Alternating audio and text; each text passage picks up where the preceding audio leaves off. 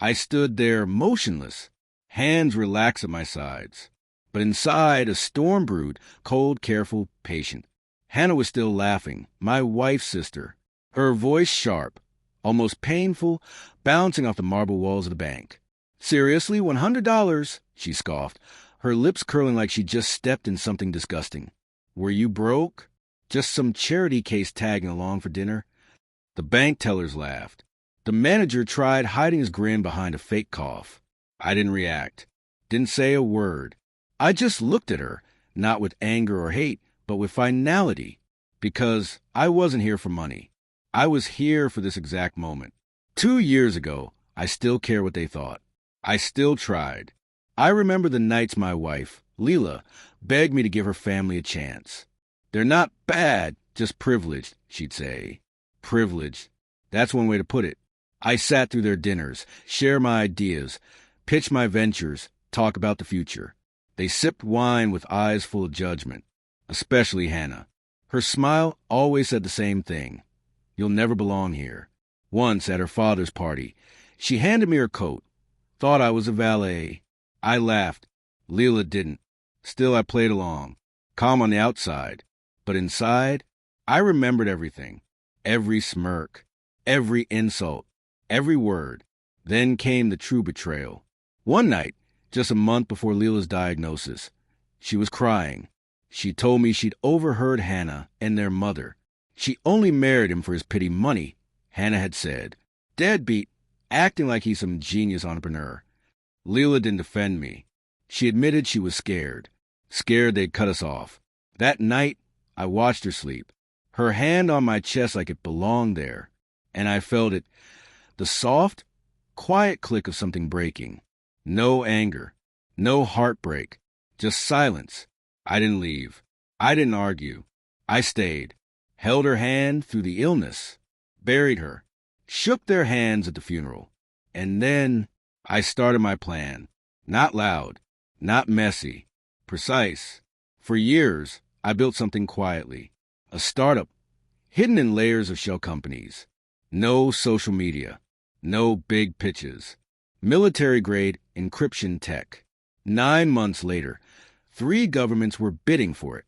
I moved operations offshore, Cayman, Switzerland, Singapore. While they thought I was crashing on couches, I was flying private to Zurich. I bought the company for myself. Legal valuation? $2.4 billion. I paid $1 billion in cash, taken from a trust fund set up in Hannah's name. She had no idea.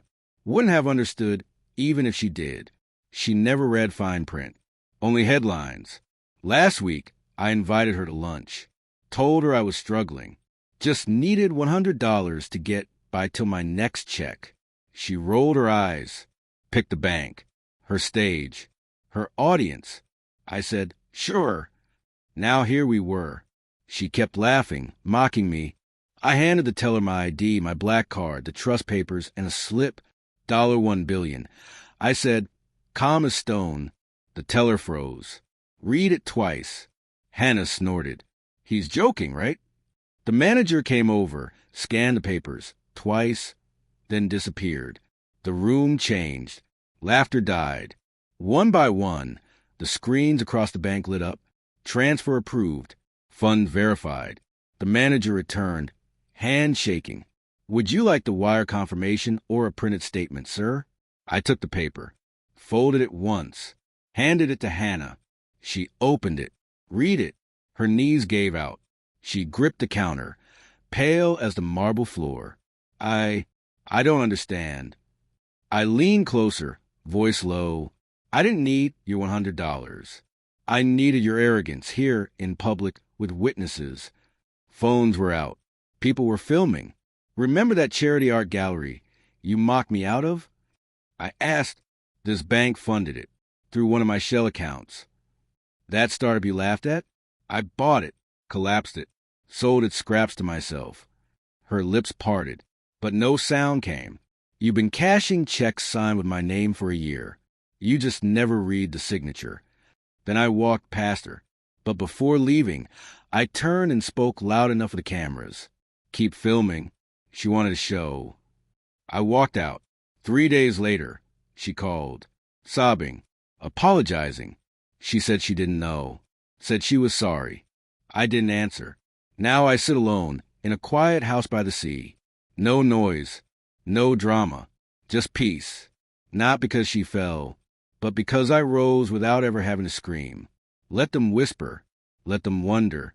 I never wanted their approval, only their silence. And now I have it.